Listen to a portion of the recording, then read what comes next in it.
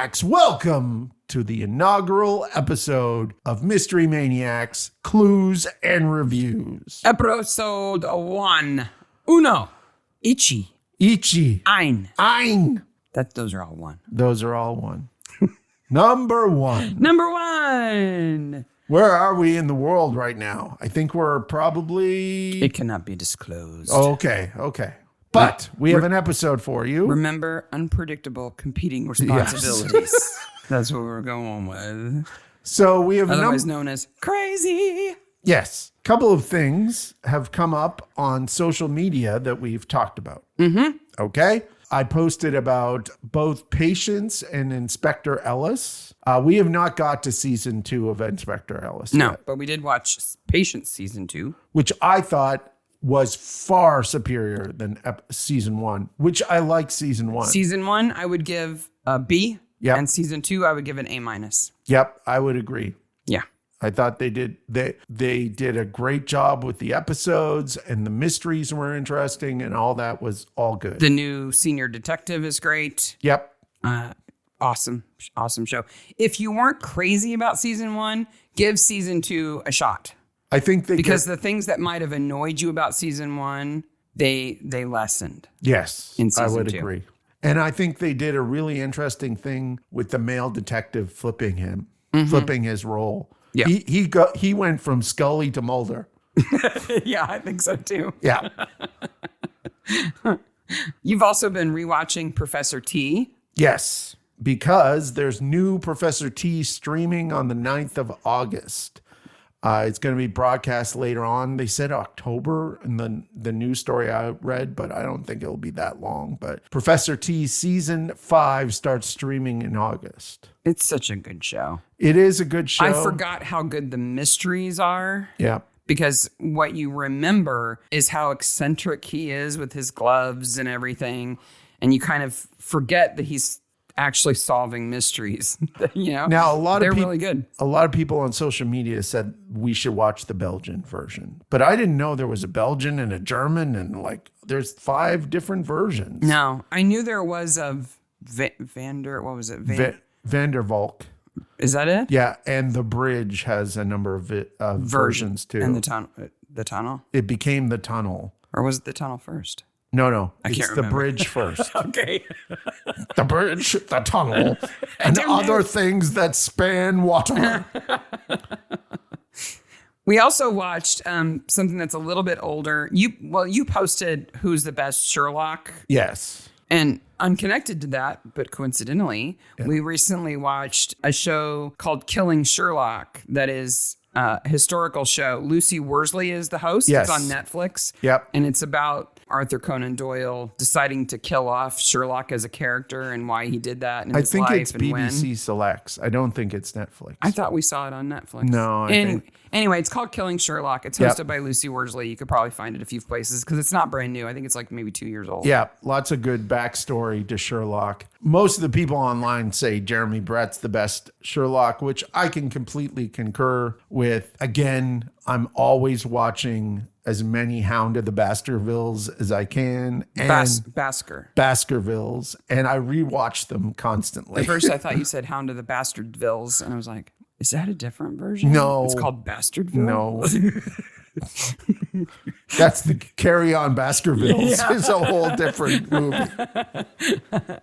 Jeremy Brett just is quintessentially Sherlock Holmes. I mean, he looks most like the illustrations in the original short stories. So, yeah, and he's such a good actor. It's hard not to say he is the most authentic Sherlock Holmes, but that doesn't mean that he's the best necessarily. The only problem I have with Jeremy Brett is he should have stopped a season before he did, because the last season he's clearly ill. Yeah, struggling. So if you look for it, well, way to bring us down there. Well, Jeremy Brett. I love that they just completely replace Watson and say nothing and just about roll on. Just rolling on. If I was going to throw my hat in the ring on what is the best reinvention of Sherlock Holmes, so not consistent to the story, but like a newer reimagining of him, I would say Benedict Cumberbatch. Not because of the actor necessarily, but I loved how they reinterpreted the stories. They kept stuff from the old ones and they reinterpreted it. Yes, which is what I'm hoping they do with Poirot.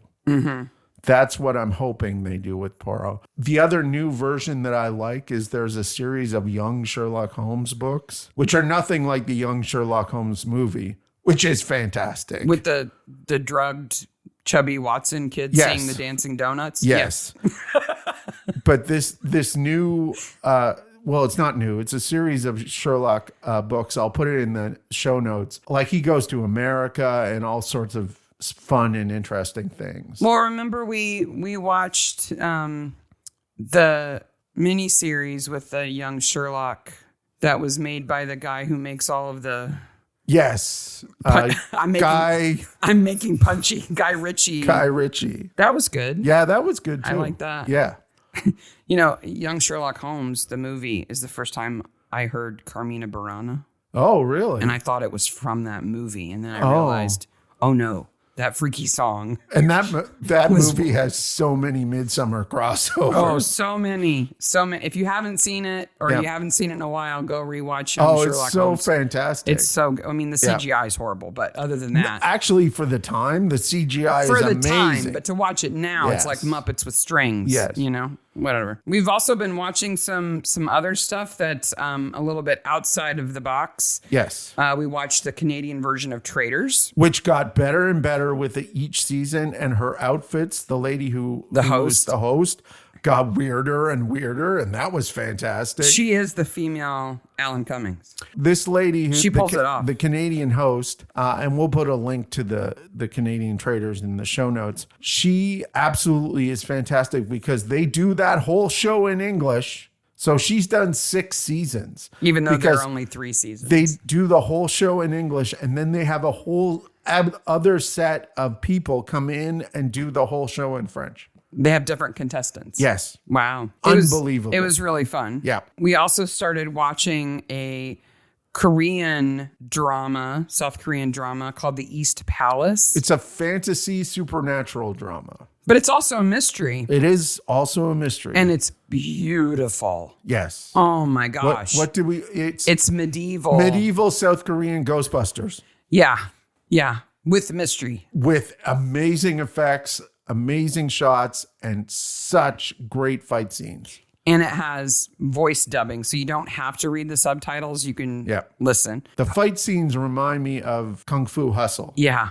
But without the humor. But the costuming alone is just incredible. The costuming is... The costuming reminds me of a Kurosawa movie called Ran, which is a retelling of King Lear. Nah. Well, it's medieval Asian royal costumes. But color plays an important part in things. It's just beautiful. Yeah. Plus, with Stranger Things in there, too. Yeah, Ghostbusters, Stranger Things in medieval it's South definitely Korea. worth a watch. It's called The East Palace. Yes. Netflix. Yes. I've been listening to Uncanny Cold Cases. Yes. If you've listened to any Uncanny, that's from BBC Sounds. I get them on Apple Podcasts, though, with Danny Robbins. They're really, really fun. Yeah, Danny Robbins is the man who walks the tightrope. He's like, I don't know. Maybe this is true. Maybe it's not true. I don't know what I believe, and I'm not going to tell you what I think at all or what we think is a podcast. But here is some evidence, and here's some conjecture. It spooky? It's all very spooky.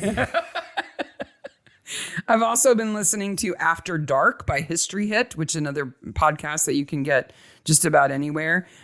It's about, each episode is a different historical thing that they talk about, but is always something creepy or mysterious. It's a murder mystery. It's a paranormal weirdness.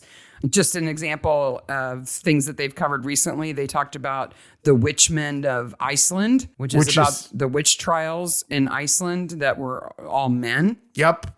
And they talked about there is a Mott and Bailey Iceland book forming in my head. Yep.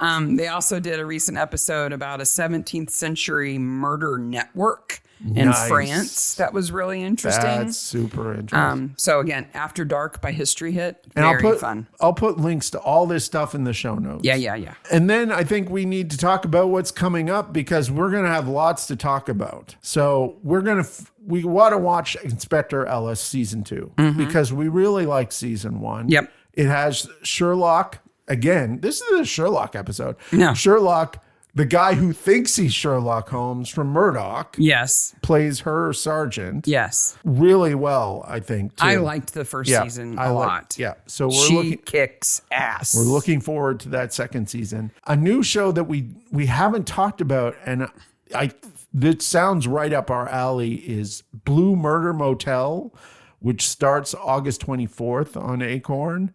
It's 2 retired Sydney detectives move to a seaside motel and think their crime-fighting days are behind them. But you know what happens. They're going to find murder. They're going to find bodies everywhere.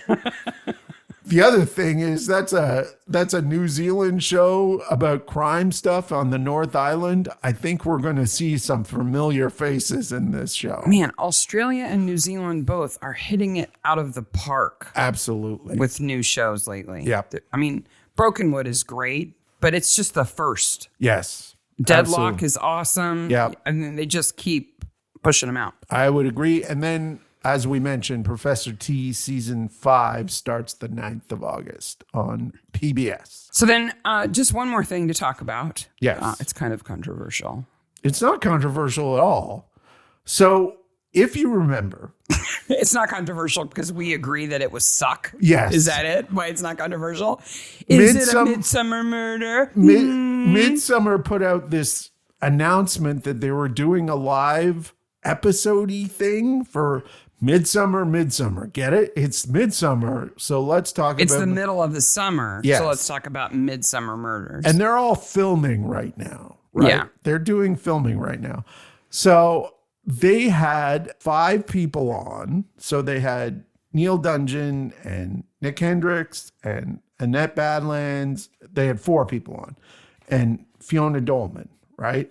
They had those 4 people on, and they had them guess whether or not there were episodes, the murders in the host would episodes. say a certain method of death, and they had to say whether or not that was actually a death in a midsummer or not. And they kept score. So it was yes or no. Yep. Now, I have to say that this was publicized as a live stream.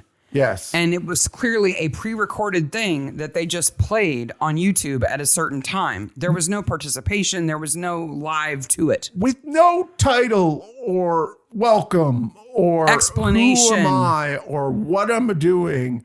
Some How you can participate. woman off camera spoke the questions. We don't know who she was. Why? The actors were good sports. The whole thing was, what, 20 minutes? Not even that. And I think there were about 100 people there at most at one time.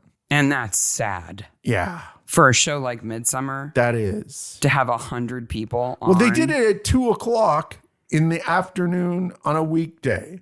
What were they doing? I don't know. What are they doing in general? and- Their merch is the suckiest merch I have ever seen. The only thing that could have made it worse is if they had done it the next day, because they would have been in direct Competition with the England soccer game, which would have been just the height of stupidity.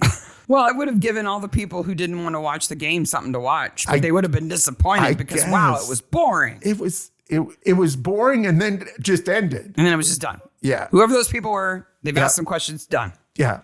That was it. And plus, okay, let's go back. Let's go back to the premise of the entire thing, which is we're going to ask the people who appear in these episodes Whether or not death happened in an these episode. deaths happened in an episode. Now, they asked about some older episodes, so that's not necessarily... They asked about the same episodes more than once. They asked about the same episodes more than once. And Neil Dungy goes, I remember reading the script for this episode. I'm like, you cheated. Why are they asking you a question about an episode you were in? Of course you know the answer to that. Well, you better. If you don't, you're in trouble. The whole idea was just so awkward and bad. And it's such a good show with such a great community. They could be doing such cool stuff. They should be doing, I don't know, clues and reviews on a regular basis. We don't have time to help them. No, we don't have time to help them. We can barely make our own show. And we won't even talk about the official podcast. Oh, God. I threw up a little bit in my mouth. Okay. So Thank you very much for listening. This week. That's it for this week. We'll return next week with more clues and reviews. Tune in later this week for Cold Cases. Starting Wednesday. A whole binge, cram a whole season in your brain at once. Yes. Laugh riot. Yes.